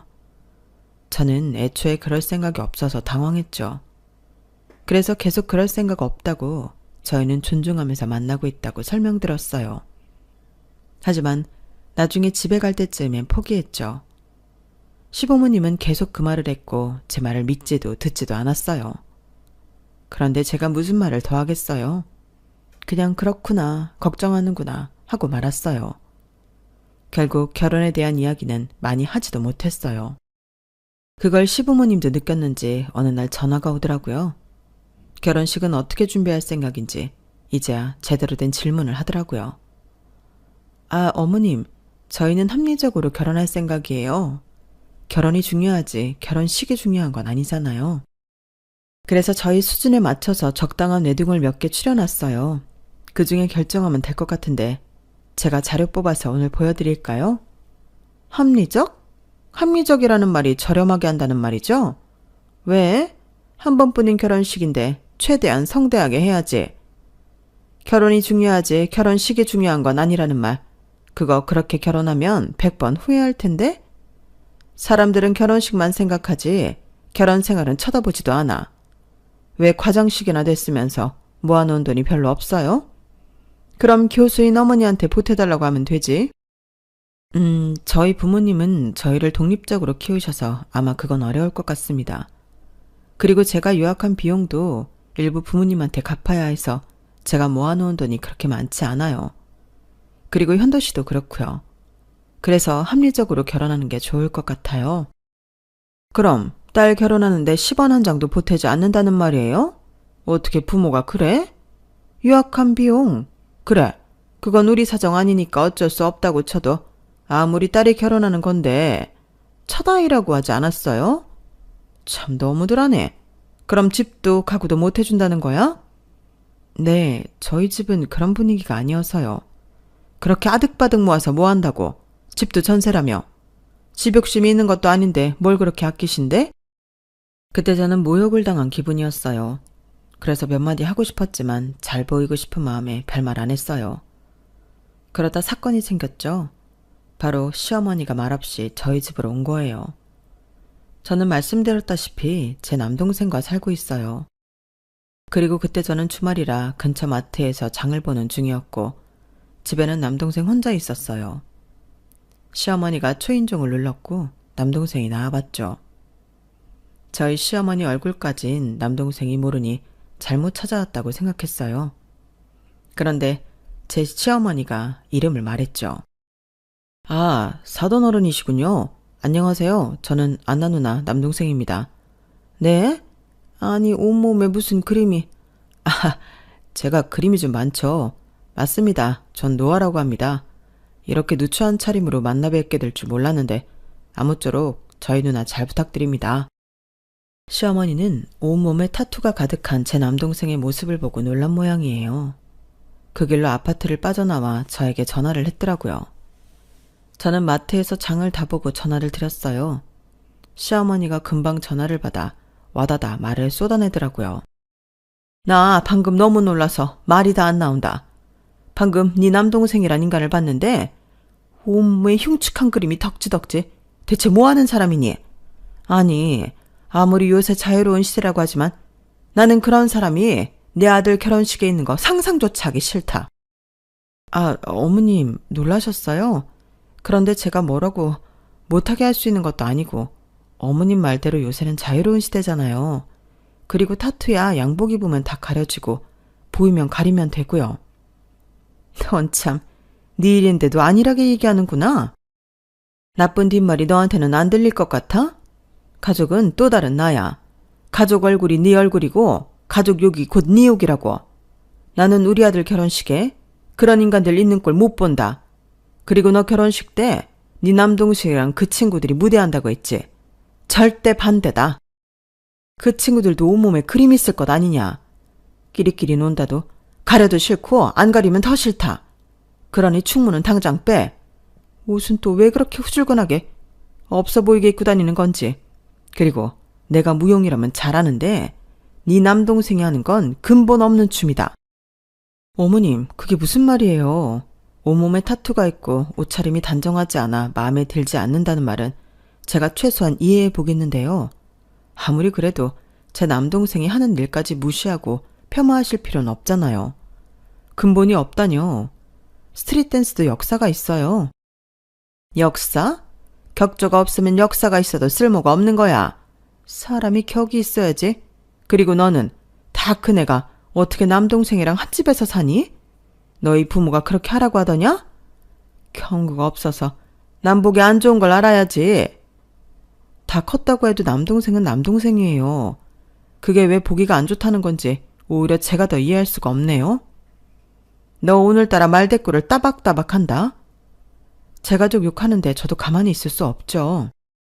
제가 그렇게 말하자 시어머니는 전화를 뚝 끊었고 한 15분 뒤에 다시 전화를 했어요. 내가 방금 상견례 자리 바꿨다. 그 한정식집에서 가까운 해장국집으로. 문제 없지? 내가 딱 니네 집 수준에 맞게 골랐다. 그러니까 별말 말아라. 저는 시어머니 말이 무척 당황스러웠어요. 제가 여기저기 알아봐서 좋은 한정식집으로 예약했거든요. 예약하기도 어려웠어요. 그런데 15분 만에 예약을 취소하다니 저는 말문이 막혔어요. 하지만 예비 시어머니 바람대로 착실하게 24시간 운영하는 해장국집에서 상견례를 하게 되었어요. 상견례 장소가 바뀌었다고 친정 부모님에게 전하니 저희 부모님이 예상외로 그렇게 진행하라는 말을 했거든요. 사돈어른이 장소를 바꾼 데는 특별한 이유가 있겠지. 그렇게 하렴? 엄마랑 아빠는 상관없다. 그런데 그 전날까지 엄마랑 아빠가 일을 해야 해서 당일에 출발해야 할 것 같다. 늦지 않게 도착할 테니 걱정하지 말고 준비하고 있어. 전날이 아닌 당일에 출발한 저희 부모님은 늦지 않게 서울에 있는 친정에 도착했어요.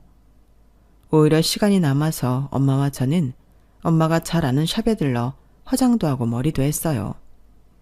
그리고 약속 시간보다 빠르게 상견례 장소인 24시 해장국집에 도착했죠. 그런데 10분, 20분, 30분이 지나도 시댁 식구들이 오지 않는 거예요. 저는 무슨 사고라도 난 건가 싶어서 걱정이 되어 예비 남편에게 전화를 했어요. 예비 남편은 바로 전화를 받더니 거의 다 왔다고 날카롭게 말했어요. 거의 다 왔어. 한 5분, 아니 10분 뒤에 도착해. 무슨 일 있어? 목소리가 안 좋은데. 아니, 엄마가. 아니야. 우리 가족끼리 어디 들릴 데가 있었어. 오래 기다리게 해서 죄송하다고 장인어른이랑 장모님, 처남한테 말 좀 해줘. 길이 많이 막히는 것 같다고 말은 해뒀어. 그러니까 너무 급하게 오진 않아도 돼. 그러다 사고 날라. 휴대폰 너머로 시어머니가 뭐라고 하는 소리가 들렸어요. 저는 무슨 일이 있는 건 아닌지 걱정이 되었죠. 그런데 예비 남편은 또 날카롭게 말했어요. 자기가 신경 쓸 것 없어. 우리 가족끼리 일이니까. 그럼 도착하면 바로 들어갈게. 곧 도착해. 거의 다 왔어. 그러니까 끊을게. 그렇게 통화를 끝내고 저는 다시 해장국집으로 들어갔어요. 온 사방에서 웅성대는 소리, 낮술을 거하게 마셔서 취한 아저씨들의 언성. 정말 이런 자리에서 상견례를 해도 되는지 저는 걱정스러웠어요. 그리고 제가 보기에도 저희 친정 부모님도 이 자리가 불편해 보였죠. 그 모습을 보니 제가 오히려 나쁘끄러워지더라고요. 부모님 얼굴을 뵐 면목이 없었어요. 저는 자책을 했죠. 왜 시어머니의 결정에 반기를 들지 못했을까? 한 번뿐인 결혼식이고 한 번뿐인 상견례인데 말이에요. 그리고 제가 자책하는 중에 시댁이 도착했어요. 남편과 시아버지 그리고 남편의 형제들까지 매우 단정한 차림이었어요. 그런데 가장 마지막에 들어온 시어머니가 가관이었죠. 상견례라는 중요한 자리에 청바지, 그것도 찢어진 청바지를 입고 온 것도 모자라 어울리지 않게 과장된 머리 스타일에 화장도 진했고요. 장신구도 조명이 비춰져 반짝거렸죠. 그 빛이 제 눈을 자꾸 찌르더라고요. 예비 시어머니가 테이블로 오면서 모든 식구들이 모였어요. 저희 친정 식구들도 일어나 한 명씩 악수를 했어요. 그런데 예비 시모가 저희 엄마 얼굴을 보더니 새하얗게 질리는 거예요. 그리고 저희 엄마가 손을 내밀며 인자하게 웃었어요. 오랜만이다, 정아야. 저희 친정엄마가 예비 시어머니의 이름을 친근하게 하지만 무섭게 불렀어요. 다들 그 모습에 너무 놀랐죠. 하지만 가장 놀란 건 시어머니였어요. 선배가 여긴 왜? 우리 인연이 이렇게 깊은 줄 알았더라면 학교 다닐 때 너한테 더 잘해주는 건데. 오랜만이다, 정아야. 어떻게 지내는지 간간히 동기를 통해 들었는데 이렇게 살고 있구나? 그러면서 친정엄마는 시어머니에게 명함을 내밀었어요. 명함에는 모 대학 무용과 교수라고 적혀 있었죠. 시어머니는 떨리는 손으로 명함을 받아들고 빤히 명함을 쳐다보다가 결국 닭똥 같은 눈물을 흘리며 주저앉았어요. 어떻게 이런 일이... 엄마, 어머님이랑 아는 사이예요? 아는 사이지. 아주 잘 아는 사이야. 뭐 정확히 따지면 나는 정아를 잘 모르는데 정아가 나를 아주 잘 알지. 안 그러니 정아야? 그리고 친정엄마는 자리에 앉아 주저앉은 시어머니를 보며 썩소를 지었어요. 참, 세상이 좁아? 어떻게 이렇게 만나니? 인연이라는 게 참 신기해. 그치? 물론 너는 나를 절대 마주치지 않을 거라고 생각했겠지만 말이야. 마주칠 줄 알았으면 나에 대해 그런 말을 하지 않았겠지. 마주칠 줄 알면서도 그런 말을 했다면 넌 인격에 문제가 있는 거고. 그런데 얼굴 보니 뜻밖이라고 써져 있네. 나도 뜻밖이야. 어떻게 네 아들이랑 내 딸이. 정말 웃기지? 선배, 그런 게 아니라 죄송해요. 제가 정말 잘못했어요. 예비 시모는 놀랍게도 그렇게 말하면서 친정엄마 발을 잡고 싹싹 빌었어요. 그리고 친정엄마는 예비 시모의 손을 뿌리치고 해장국집이 떠나가라 웃었죠. 정말 우습다. 지금 네 몰골이 너무 우스워. 있잖아, 정아야. 내가 좋아하는 말이 있는데 그게 인과응보라는 말이야. 나쁜 짓을 하면 언젠가 벌을 받게 되어 있어. 너 지금 얼마나 쪽팔리니? 네 아들 딸 앞에서 말이야. 나도 엄마라 마음이 좋진 않네. 선배, 정말 죄송해요. 저는 선배가 영영 한국을 뜬 줄 알고. 내가 한국을 떴으면 그런 이야기를 해도 돼? 너 정말 상상력이 풍부하더라. 어떻게 그런 상상을 하니? 소설가를 냈어도 먹고 살았겠어. 후배들 말 들어보니 네가 나를 꽤나 미워하고 질투했다더라. 처음엔 나를 존경하고 따르더니 내가 1년 휴학하고 너랑 같은 학년으로 다니게 되니 수석도 나한테 뺏기고 친구들, 교수님들의 관심도 나한테 뺏겼다고? 그리고 나는 모르는 일이지만 남자도 뺏겼다며. 그래서 나를 미워하고 질투하고 저주하더니 그래서 내가 결혼할 때 그렇게 뒤에서 흉을 보더니 넌 이렇게 살고 있네. 네가 나에 대해 말한 것처럼 결혼으로 도피한 거야? 그런데 어쩌지? 난 결혼으로 도피한 게 아니야. 지금 보렴. 난 무용을 놓지 않고 있어. 친정엄마가 그렇게 말하자 시어머니는 눈을 파르르 떨며 눈물을 뚝뚝 흘렸어요. 정아야, 나를 미워하는 만큼 넌 제대로 무용을 했어야지. 그래야 말이 되지. 넌 이렇게 살면서 내 욕은 왜 하는데? 그리고 너, 내가 지방대 교수라고 무시했다며. 그런데 어쩌나? 나 충분히 여기서 교수할 수 있는 자격이 돼. 그런데 다만 내 남편이랑 떨어져 있고 싶지 않아서 결정한 거야. 덴마크 일도 마찬가지고. 넌 어떨지 모르겠지만 난 사랑해서 결혼했거든. 그리고 보면 알겠지만 우리 남편 내 또래고 원래는 무대 조명 회사 다니다가 내가 임신하고 출산하고 무대에 설 수 없게 되니까 이직하더라. 나를 얼마나 끔찍하게 생각하는지 알겠지? 대체 뭘 보고 그런 소문을 낸 건지. 다시 말하지만 넌 소설가를 해도 됐을 거야. 그리고 내 아들에 대해 흉도 봤다며. 너는 애가 어쩜 그러니? 우리 아들도 엄연한 무용수야. 꼭 발레랑 현대무용만이 전부가 아니라고. 세상이 변했어. 너도 좀 변해야 하지 않겠니? 그게 어떻게 예술이에요? 선배도 자기 아들이라고 감싸는 거잖아요. 아니, 나 젊은 애들 수업하면서 많이 달라졌어. 그래, 나도 너처럼 그렇게 답답하게 생각했었지. 하지만 지금은 달라. 그리고 마지막으로 말하는데 이 결혼은 없던 걸로 하자? 피차 너도 불편하고 나도 불편하니까. 결혼은 집안끼리의 만남이기도 하다는 거 너도 모르지 않지? 그런데 우리가 어떻게 가족이 되니? 그걸 우리 애도 똑똑하니까 분명히 이해할 거고. 그리고 나는 근본적으로 너 같은 애가 내 딸 시어머니인 게 싫어. 선배는 알고 있었죠. 내가 상견례 자리에 나온다는 거 알고 있었죠? 이거 다 미리 설계한 거잖아요. 나도 이런 식으로 추잡하게 해장국집에서 이야기할 생각은 없었어. 하지만 여긴 네가 고른 거잖아. 그러니까 너도 이 설계에 한몫한 거지. 그리고 난 좀 서운하네. 나는 네 얼굴 보고 바로 너인 줄 알았는데 내가 얼굴이 많이 변했니? 아무튼 그렇게 알고 나는 내려갈게. 앞으로 내 이야기도 하지 말고 만나지도 말자. 잠깐. 아무리 그래도 애들이 무슨 죄예요? 정아야, 정신 차려. 너 지금 나한테 똑 까여서 기분 나쁜 거잖아. 고작 네 기분 하나 풀어보려고 아들 인생을 베팅할 순 없지 않겠어? 저희 엄마는 그렇게 말하며 해장국집을 나갔어요. 그리고 저를 포함한 저희 식구들은 엄마를 뒤쫓아갔어요. 그리고 차 안에서 자세한 얘기를 들을 수 있었어요. 엄마는 말씀드리지 않았지만 무용과 교수예요. 교수를 하기 전에는 무용과 수석 입학, 수석 졸업한 유망한 학생이었고 국립무용단에 입단해 결혼을 하기 전까지 국립무용단 무용수로 있었어요. 친정엄마가 예비시모를 처음 만난 건 학교에서였어요. 하지만 사실 예비시모는 친정엄마의 고등학교 후배이기도 해요. 그래서 이미 친정엄마를 알고 있었고 선망하고 존경했죠. 사실 그 대학에 간 것도 엄마가 있기 때문이었어요. 예비시모는 엄마와 다른 학년이지만 같은 수석이라는 이유로 친해질 수 있었어요. 친정엄마에게 많은 도움을 받았죠.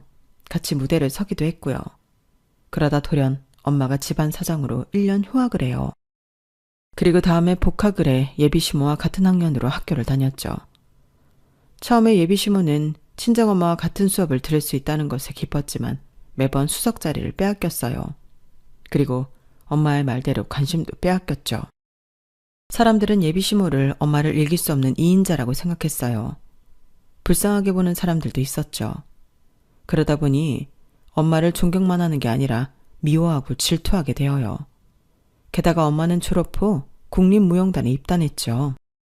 하지만 예비시모는 떨어졌어요. 그리고 선배가 하는 댄스 아카데미의 직원으로 머물렀죠. 그렇게 자연스럽게 엄마와 예비시모는 멀어졌어요. 그래도 예비시모는 엄마의 소식을 극단에 있는 다른 친구로부터 듣게 되었죠. 그런데 어느 날 엄마가 극단을 나갔다는 소리가 들렸어요. 소리 소문 없이 나가서 아무도 이유를 모른다고요. 그래서 예비시모는 가난한 남자의 아이를 임신하고 도주한 것 아니냐는 소문을 냈어요. 혹은 재벌 2세의 첩으로 들어간 것 아니냐는 소문을 내기도 했죠. 그리고 그 소문은 빠르게 퍼져나갔어요. 그래서 나중에 엄마가 덴마크에서 돌아왔을 때 그 이야기는 정설이 되어 있었죠. 그래서 엄마가 친구의 아카데미에서 일할 때도 박사학위를 위해 학교에서 공부를 할 때도 그 소문 때문에 무척 괴로웠어요. 하지만 소문의 시작을 알 수도 없고 해명하기엔 너무 오랜 시간 동안 진실로 여겨져서 엄마가 손쓸 수가 없었어요. 그러다 우연히 소문이 예비시모 입에서 시작되었다는 사실을 알고 엄마는 우연히 예비시모를 마주치길 바라고 있었어요. 그리고 예비시모의 근황도 듣게 되었죠. 안정적인 직장을 다니는 남자와 결혼해 무용을 그만두고 살림하며 살고 있다는 이야기요. 엄마는 그 여자의 코를 더 납작하게 만들기 위해서 더 열심히 박사과정을 밟았어요. 그리고 교수가 되었죠. 하지만 언제 우연히 만날 줄 알고 복수를 다짐했어요. 세상이 얼마나 넓은데. 딸, 너는 지금 이 상황을 보고도 그런 말이 나오니? 엄마는 정말 인과응보를 믿어. 언젠가 만나게 될 거라고 생각했어. 그리고 복수만을 위해 엄마가 교수가 된 게 아니라는 건 너도 알잖아? 그냥 말이 그렇다는 거지. 그만큼 미웠다는 거지. 그리고 걔 사실 무용 잘했다. 내가 더 잘했을 뿐이지. 걔도 만만치 않았어. 그런 애가 무용 그만두고 살림하는 거 쉬운 결정 아니야. 아마 걔도 괴로웠을 거야. 그래서 내 얘기를 하면서나마 울적한 기분을 풀어내려고 했을 거고. 이해는 해. 하지만 사람을 잘못 골랐지? 그러면서 엄마는 호호 웃었어요. 그리고 저희 가족은 오랜만에 모여 저녁을 먹었어요. 점심도 굶다시피 해서 많이 먹어지더라고요. 그리고 예비 남편에게 전화가 수십 통이 와 있었는데요. 전화를 하지 말까 하다가 제대로 이별할 생각으로 전화를 했어요. 너 왜 전화를 안 받아? 너희 엄마는 왜 그렇게 예의가 없어? 갑자기 파혼이라니. 예식장 비용도 다 했는데 이렇게 취소하면 수수료 낸다고? 아, 고작 하겠다는 게 취소 수수료 이야기야? 걱정이 그것뿐이니? 우리가 사랑한 줄 알았는데 꼭 그런 것만은 아닌가 보다. 그리고 우리 엄마가 뭐? 할 말 한 것뿐인데 왜 그래? 네가 나한테 이런 말을 하면 안 되지. 나랑 결혼을 하고 싶으면 취소 수수료를 들먹일 게 아니라 사과를 해야지. 너희 엄마 대신이라도 말이야. 그리고 어디서 5살이 나오린 게 너너거려? 나는 파혼하는 거 아무것도 겁나지 않아. 나한테는 사랑도 중요하지만 우리 가족도 중요하거든. 그리고 지금 보니까 우리 사랑이 뭐 그렇게 대단했나 싶네. 취소 수수료는 너보다 더 잘 버는 내가 낼 테니까 걱정 마. 그렇게 저는 예비 남편과 이별했고 취소 수수료를 낸 뒤에 완벽히 파혼했어요.